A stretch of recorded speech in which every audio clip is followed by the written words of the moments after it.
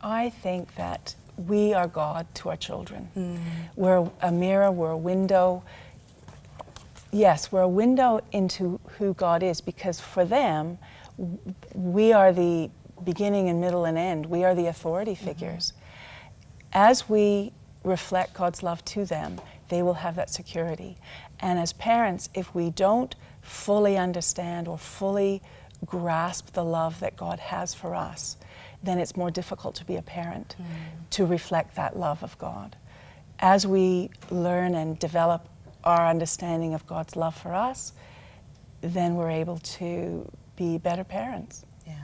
You talk later on in the book about your relationship with your mom and seeing her just before she passed away, and really just coming to terms with a lot of the issues that you two had, and really forgiving her. And forgiveness plays a huge role in all of this. It does, yes. My mother and I were estranged. We worked out some things we didn't. Part of it was resolved in my seeing her before she died. She was very angry and she was very bitter. But what I discovered in just being there and encouraging her and telling her I loved her was that there were things that I'd grown up with that I hadn't even realized I'd grown up with, shame and negativity that I hadn't seen because she was my mom and she was God, right? Yeah. As a child. So when I discovered those things, he released me from them. But although she was trapped in bitterness, even at the end of her life, she wrote to me, and a letter I received posthumously that was an answer to prayer. I don't know if she completely forgave what she believed were things that I had done or said, but there was peace there, and that was great, because that was the most important thing to me. She had cancer and she died, but if there was some healing in her before she died, then that's fantastic. There certainly was healing with me, and God just gave me the grace to be there for her, no matter how bitter she was, just to say I love you.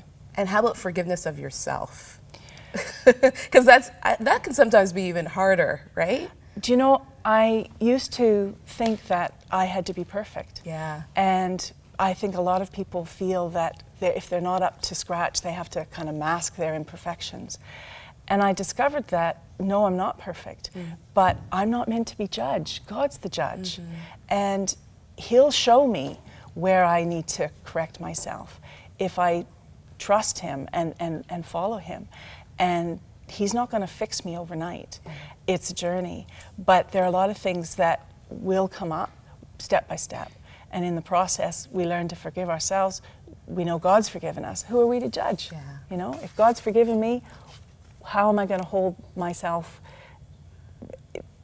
any firmer judge than that, any bigger judge than that?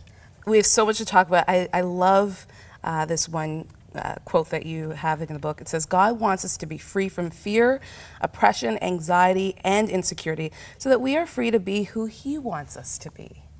How important is it to, again, walk in that freedom and know that, you know what, I am who I am because Jesus made me this way, and I'm going to walk in it. And yeah, you know, that might mean that we have to lose some friends and look at things a little bit more introspectively, but it's really so that we can walk in freedom with Jesus. Right? I call it responsible freedom. It's not a freedom this is how I'm made with all kinds of barriers up. No, that's not who we're made. God created a person full of love and joy and peace and goodness and kindness and gentleness. These are the fruits of the Spirit, and that's what He put in us.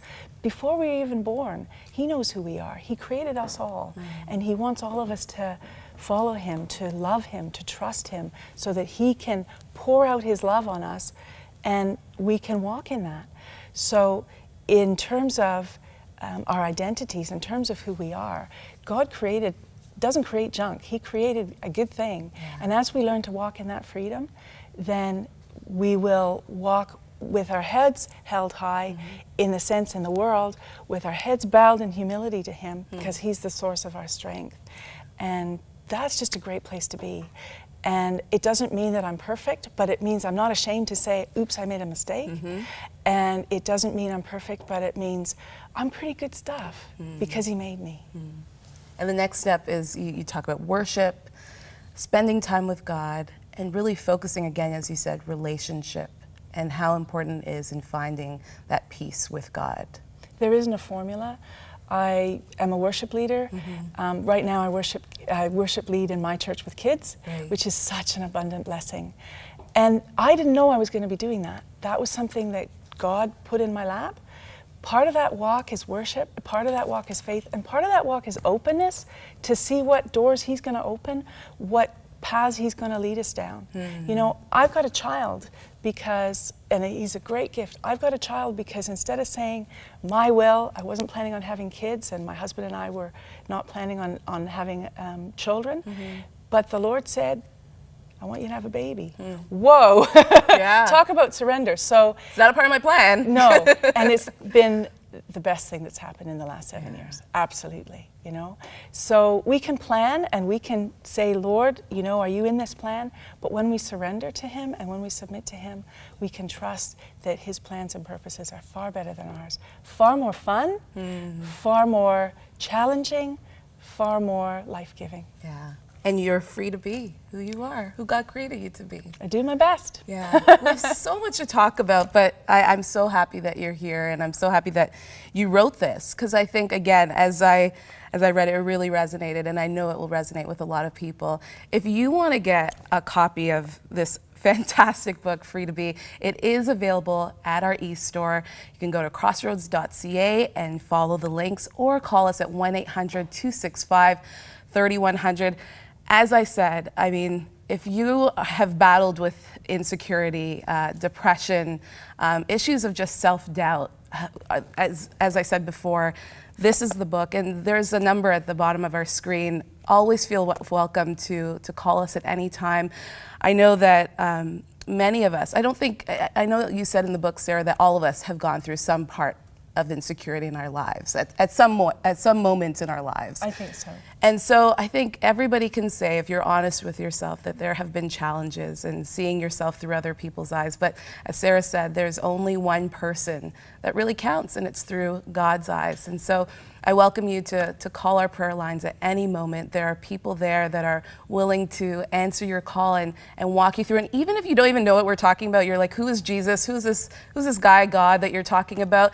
These people are also there to introduce you to who He is and let you know that His opinion of you matters, that His mirror is the one that matters. And so we just welcome you to do that.